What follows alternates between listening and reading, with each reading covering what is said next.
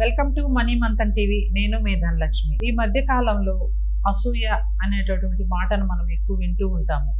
అసూయ ఎందుకు వస్తుంది, అసూయ రావటానికి మరి మనలో ఏముంది అని మనం ఆలోచిస్తూ ఉంటాం. కొంతమంది ఎదుటి వ్యక్తులను చూసి వాళ్ళ యొక్క ఎదుగుదలను చూసి ఎక్కువ అసూయ పడుతూ ఉంటారు. అలా అసూయ పడటం వల్ల వాళ్ళకేమొస్తుంది, వాళ్ళకేమి రాదు. కానీ వాళ్ళకి ఏంటంటే లెగ్సిన కాడ నుంచి వాళ్ళకి ఇంకా పని పాటలు ఏముండవు. ముసలమ్మ ముచ్చట్లు ఎవరెవరైతే బాగా ఎదుగుతూ ఉన్నారో వాళ్ళని చూసి అసూయ పడటం, వాళ్ళ మీద లేనిపోయినటువంటి విషయాల్ని వీళ్ళకి వీళ్ళు మరి క్రియేట్ చేసుకుంటారు. ఓన్గా క్రియేట్ చేసుకొని ఆ విషయాల్ని వేరే వాళ్ళకి చేరవేస్తూ ఉంటారు. చేరవేయటంలో కూడా చాలా ప్రత్యేకత ఉంటుంది వాళ్ళకి. చరవాణిలు ఉన్నాయి కదా ఈ మధ్యకాలంలో, ఏ విషయాన్నైనా చేరవేయడానికి. ఇదివరకు ఉత్తరాల ద్వారా చేరవేసేవాళ్ళం మనం సమాచారాలు.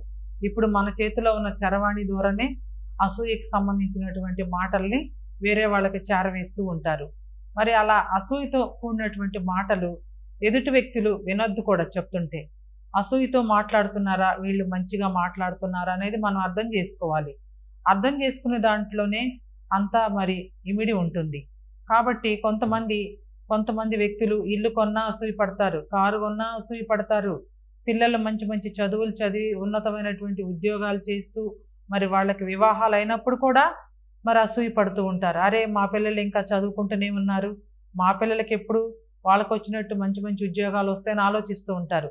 ఎప్పుడైతే మన గురించి మనం ఆలోచించుకుంటే మనకు అసూయ ఉండదు. ఎప్పుడైతే ఎదుటి వాళ్ళ గురించి ఆలోచించడం స్టార్ట్ చేస్తామో అప్పుడే మనకు తెలియకుండా అసూయ అనేది మొదలవుతుంది.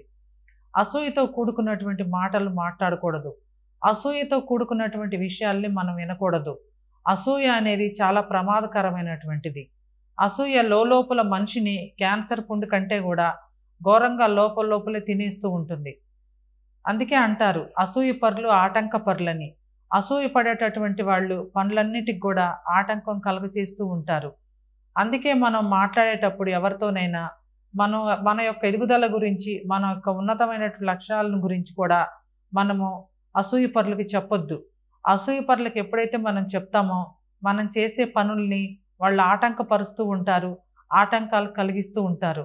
అప్పుడు మనం చేయాల్సినటువంటి పనులు అన్నీ కూడా మరి వాయిదాలు పడుతూ ఉంటాయి. అందుకని ఏ విషయాన్నైనా కానీ కూడా మనకు మనమే ఆలోచించుకొని మనమే మరి ఆలోచించి మంచిగా నిర్ణయాలు తీసుకోవాలి. కానీ అందరికీ చెప్పొద్దు. అందరిలో కొంతమంది మంచివాళ్ళు ఉంటారు, కొంతమంది అసూయ పరులు ఉంటారు.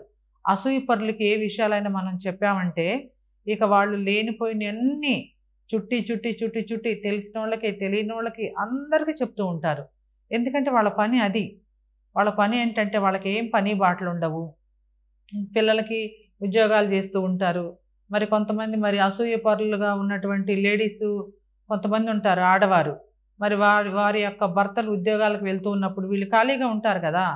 ఖాళీగా ఉన్నప్పుడు ఏంటంటే పని బాట అంతా అయిపోతుంది. అయిపోయినప్పుడు ఇంకా ఏం చేయాలి, వాళ్ళకి ఏంటంటే టైం పాస్ అవ్వదు, వాళ్ళకి ఏం తోచదు. ఆ తోచనప్పుడు ఏంటంటే మరి ఫోన్ను ముట్టుకుంటారు.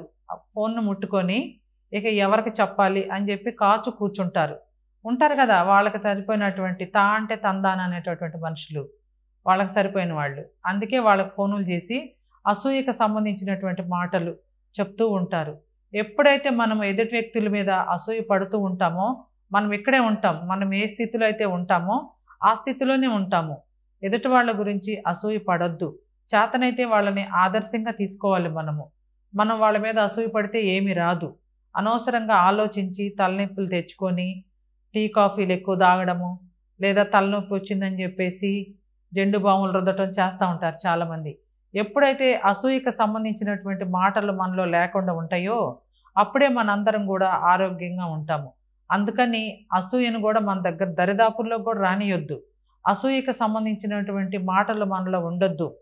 ఎవరినైనా సరే వాళ్ళు మంచిగా ఎదిగారు, మంచి పరిస్థితిలో ఉన్నారు, మంచి ఉన్నతమైన స్థితిలో ఉన్నారు అని మనకు అనిపించినప్పుడు వాళ్ళ యొక్క లైఫ్ స్టోరీ తెలుసుకోవటం చాలా అవసరం మనకి. అలా లైఫ్ స్టోరీ తెలుసుకున్నప్పుడు ఏంటంటే అరే వాళ్ళలాగా మనం కష్టపడాలి, వాళ్ళలాగా మంచి ఉన్నతమైన స్థితికి చేరుకోవాలి అనేటటువంటి ఆలోచన మనం కలిగి ఉండాలి. కానీ వాళ్ళు అలా కష్టపడ్డారంట, వీళ్ళు ఇలా కష్టపడ్డారంట, అలా కాదు ఇలా కాదు, ఏం కాదు. అక్కడ జరిగింది ఒకటైతే వీళ్ళు ఇంకొకటి చెప్తూ ఉంటారు అసూయపరులు. అందుకని అసలు నిజ నిజాలని మనం తెలుసుకోవాలి. అసూయ కలిగించేటటువంటి మాటలు, అసూయతో కూడుకున్నటువంటి వ్యక్తులకి మనం ఎంత దూరంగా ఉంటే మనకంత మంచిది. కాబట్టి అసూయ అనే 3 అక్షరాలని మన మనసులో నుంచి తీసివేసి మంచి ఆలోచనలకు పునాదులు వేద్దాము. మంచి ఆలోచనలు మనల్ని ఉన్నతమైనటువంటి లక్ష్యాలను, ఉన్నతమైనటువంటి స్థితిలోకి మరి అవి తీసుకెళ్తాయి. కాబట్టి మనం మంచి లక్ష్యాలుగా ఆలోచించే అవసరం మనకు ఎంతైనా ఉంది. అందరికీ నమస్కారం. నేను మీ ధనలక్ష్మి.